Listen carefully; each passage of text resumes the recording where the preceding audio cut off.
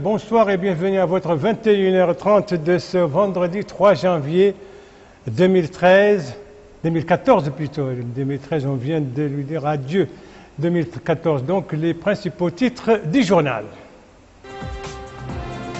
Une clôture dans ce journal, la clôture de la semaine régionale de Thierry Zemmour, semaine culturelle et sportive, qui vient donc de se clôturer, marquée par une forte participation des clubs des différentes Muqata'a.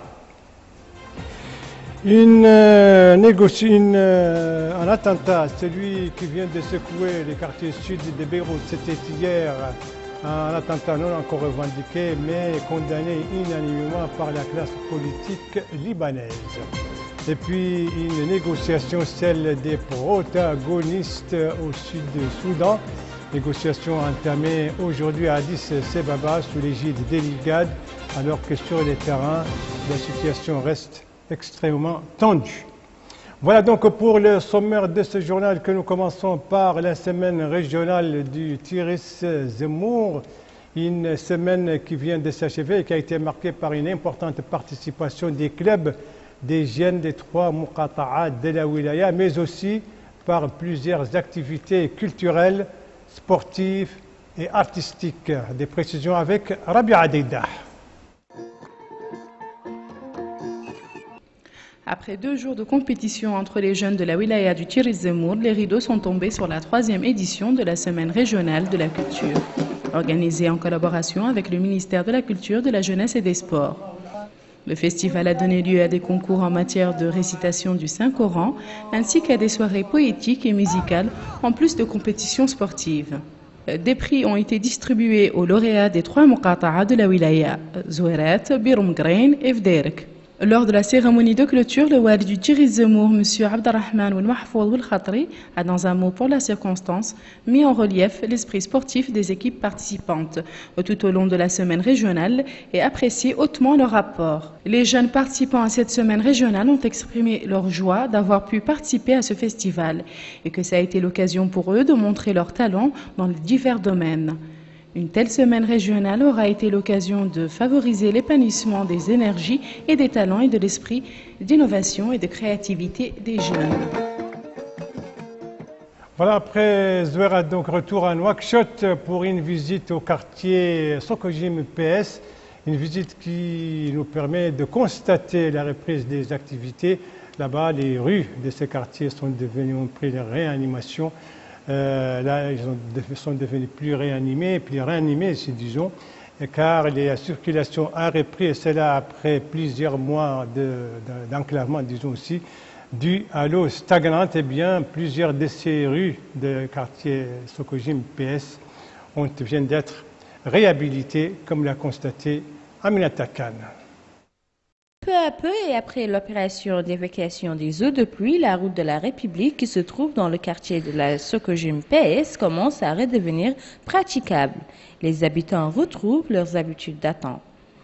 Après de pénibles mois passés sous les eaux stagnantes. À cet égard, d'aucuns remercient le chef de l'État. Le quartier Sokojim, autrefois, c'était mauvais. Passer par piéton, impossible. La voiture, on n'en parle pas. Mais actuellement, les routes ils ont mis du sable, ils ont mis du n'importe quoi. On peut bien passer maintenant, librement, la nuit, comme le jour. Mais c'est ça qu'on cherche. Le reste là, ça va venir après. Mais sinon, Aziz a tout fait, il a fait son effort. Il a fait son effort. Ça, il faut dire la vérité. Il n'a rien fait pour moi, mais je sais qu'il a travaillé. Il a travaillé, ça, je ne dis pas le central comme moi, ce que je dis, c'est la vérité. Ce que j'ai vu de mes propres yeux. Il a bien travaillé la ville, mais on ne peut pas faire tout à la fois. Les automobilistes qui pratiquaient cette route félicitent les autorités pour le travail remarquable qui a été accompli. Sincèrement, les autorités ont fait un travail remarquable. Et pour une fois, nous sentons que le gouvernement est là pour les populations, martèle cet homme. Cet automobiliste déclare qu'après être coupé du monde de 4 ans durant, les choses retrouvent leur cours normal. L'évacuation des eaux de pluie a redonné le sourire aux habitants de Sokojim PS qui espèrent ne plus revivre un calvaire pareil. Ce qui dépend bien évidemment de la mise en place d'un système d'assainissement performant et durable. Voilà donc activité des partis politiques dans ce journal avec ce soir celle de Tawassol, ce parti qui a organisé hier soir une réception à l'ancienne maison des jeunes, une cérémonie pour féliciter et récompenser les équipes chargées de la campagne, comme la campagne pour les dernières élections législatives et municipales. C'était aussi l'occasion, bien entendu, aussi pour ce parti de féliciter les élus au niveau des conseils municipaux et de l'Assemblée nationale. C'était également l'occasion pour M. Jamil Ould-Mansour, le président de Tawassol, de féliciter les militants et sympathisants de ce parti pour les résultats obtenus à l'issue de ces échéances électorales. Autre parti politique, autre activité, mais cette fois à Agjoust, la capitale de l'Inchiri. Il s'agit du parti du sursaut de la jeunesse pour la nation, ce parti qui vient d'enregistrer l'adhésion d'un groupe des jeunes et des cadres de la ville d'Agjoust. Cette adhésion intervient après une concertation et coordination entre les différents membres du groupe, c'est ce qu'a déclaré le porte-parole de ce groupe.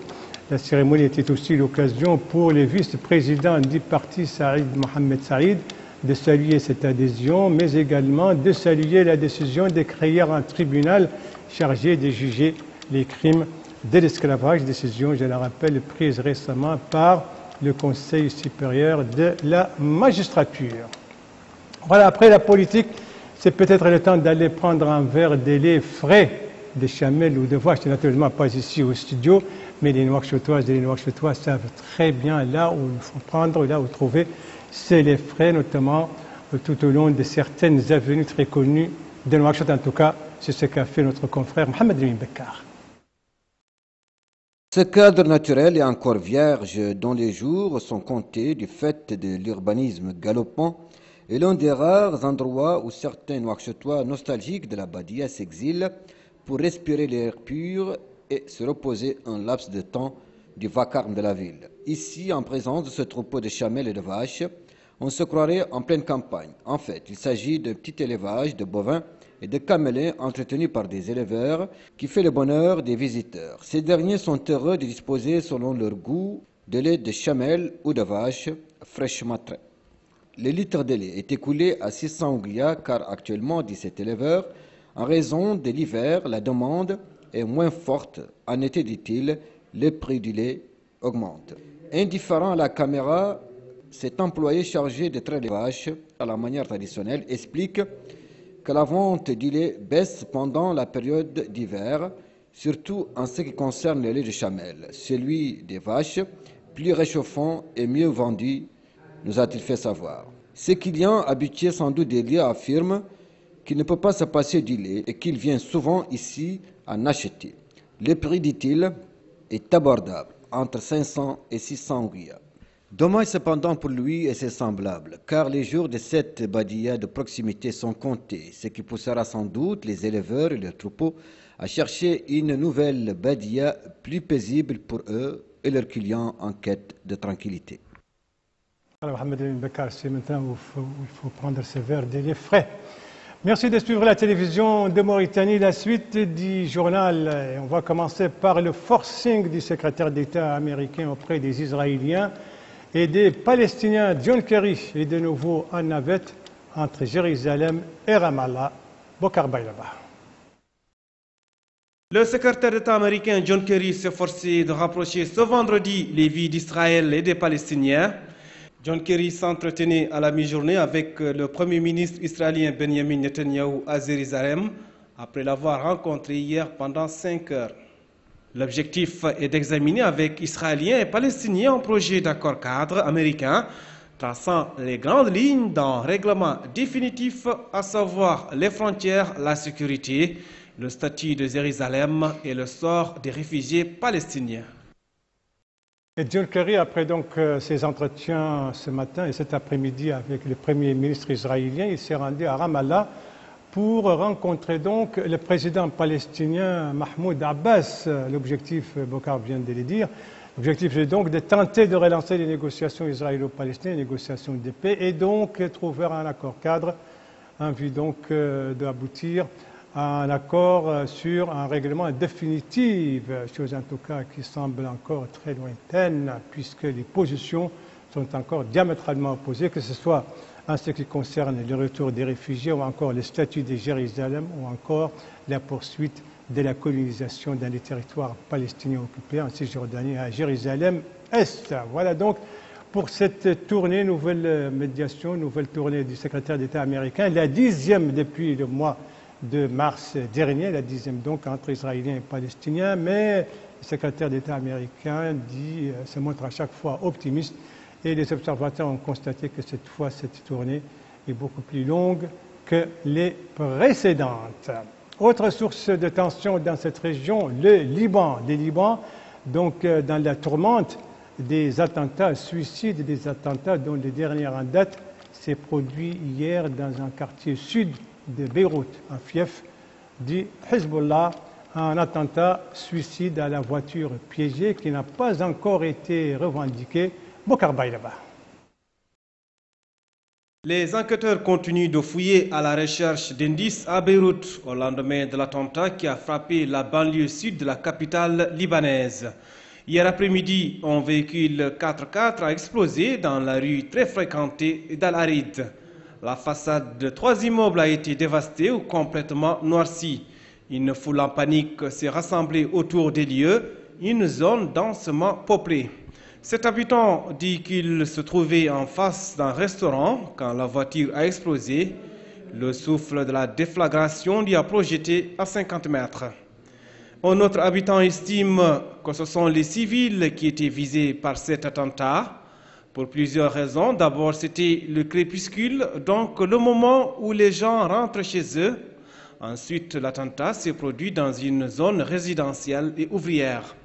Cet attentat intervient une semaine après l'assassinat de Mohamed Chetta, un homme politique modéré dans les négociations inter-libanaises. C'est le 4e attentat qui vise un quartier contrôlé par le Hezbollah. Pour le moment, l'attentat n'a pas été revendiqué. Une dangereuse phase d'attaque et de contre-attaque qui pousse les hommes politiques libanais à appeler à l'unité. Même son de cloche du côté des Nations Unies, où le porte-parole du secrétaire général Ban Ki-moon rappelle que cet attentat survient après l'attentat du 27 décembre et reflète l'inquiétante escalade de la violence politique. Il appelle le peuple libanais à la retenue et à rester uni derrière les institutions de l'État. Il faut dire que les attentats des 6 derniers mois ont exacerbé la division déjà profonde au Liban entre pro et anti-Bachar al-Assad, mais aussi les tensions confessionnelles. On reste toujours dans le domaine de la violence, mais cette fois en Irak où les attentats sont devenus presque quotidiens. Ces derniers jours, attentats et combats se sont multipliés depuis une semaine dans la province d'Al-Anbar. Des précisions avec Mohamed Abdallah Yab. L'Andorre semble être ouverte en Irak suite à l'arrestation du député sunnite d'Al-Anbar et le démantèlement du camp des protestations. Les violences connaissent depuis lors une recrudescence alarmante. De violents affrontements opposent toujours l'armée gouvernementale aux groupes armés de Ramadi et Fallujah. Le gouvernement du Premier ministre chiite Nour el-Maliki accuse ces derniers d'être alliés d'Al-Qaïda. De leur côté, les insurgés d'Al-Anbar dénoncent une marginalisation systématique de la minorité sunnite. Beaucoup d'observateurs craignent désormais la répartition de l'Irak en 3 entités, chiites, sunnites et kurdes, notamment après la signature du Kurdistan d'un accord avec la Turquie pour exporter le pétrole du nord irakien. Rappelons que la violence confessionnelle a fait plus de 7000 victimes en 2013.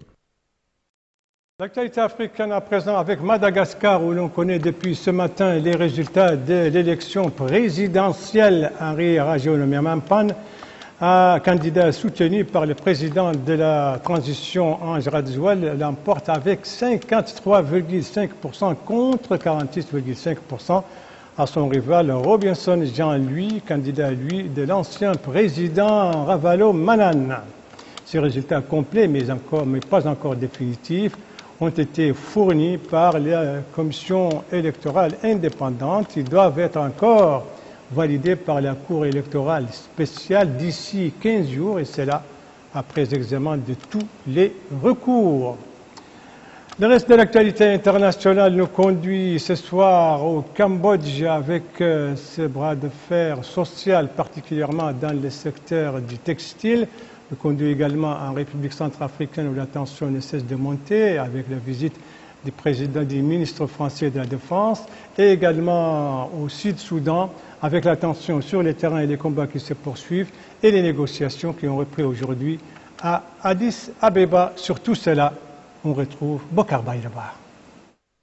Début aujourd'hui à Addis Abeba en Éthiopie des discussions entre les parties en conflit au Soudan du Sud. L'objectif est de trouver un cessez-le-feu entre les belligérants. Les émissaires de Salva Kiir et de son rival Riek Machar ont pour l'instant représenté les pays de la sous-région. Les négociations directes devraient commencer demain. Rappelons que les combats ont éclaté le 15 décembre dernier lorsque Salva Kiir a accusé Riek Machar d'avoir tenté un coup d'État. Le ministre français de la Défense, Jean-Yves Le Drian, était hier à Bangui sans rencontrer le président de la transition, Michel Djotodia. Jean-Yves Le Drian était venu saluer les soldats français. Il n'a pas manqué de rappeler l'engagement de la France pour ramener la sécurité et protéger les populations en Centrafrique. Environ 1600 soldats français sont déployés dans le pays, aux côtés des militaires africains de la MISCA. L'objectif est de désarmer les ex-rebelles de la Seleka et mettre fin aux violences intercommunautaires. De nouvelles violences ont émaillé Phnom Penh, la capitale cambodgienne. La police a ouvert le feu ce matin sur les ouvriers du textile, 3 morts et une dizaine de blessés. Les tirs se sont produits alors que des milliers d'ouvriers bloquaient une route devant leurs usines, certains d'entre eux s'opposant aux forces de l'ordre. Les ouvriers du textile cambodgien réclament un salaire minimum de 160 € par mois contre 80 € actuellement. Rappelons que leur mobilisation coïncide avec celle de l'opposition qui exige le départ du Premier ministre Hun Sen. Voilà, ce journal est à présent terminé. Merci à vous, madame, mademoiselle, monsieur, de l'avoir suivi. Merci bien entendu aux équipes rédactionnelles et techniques qui ont participé à sa conception. Je vous en rappelle les principales informations. Ici, c'est la semaine régionale, semaine culturelle et sportive de la wilaya du Tiris Zemmour. Et bien, les rideaux sont tombés sur cette semaine qui a vu une forte participation des clubs de jeunes des 3 Muqata'a de la wilaya, mais aussi une intense activité, des activités culturelles, sportives et artistiques.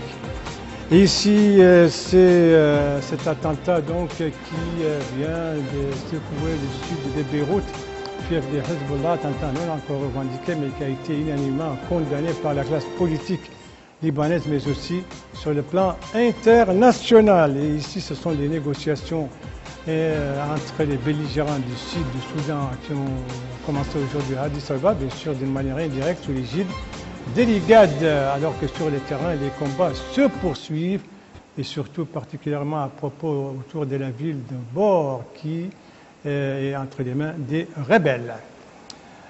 Voilà, il ne me reste plus qu'à vous souhaiter encore une fois une très bonne et heureuse année 2014 et tous mes voeux pour cette nouvelle année. Et à vous souhaiter une très bonne fin de soirée, une très bonne fin de semaine. Et à vous donner rendez-vous, Inch'Allah, demain, aux mêmes heures, 19h, 21h30. Bonsoir.